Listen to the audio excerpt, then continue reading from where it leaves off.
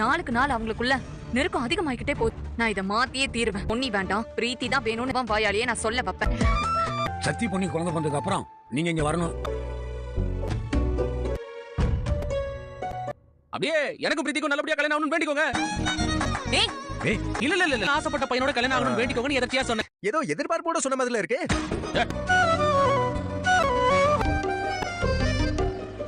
சரி வராது.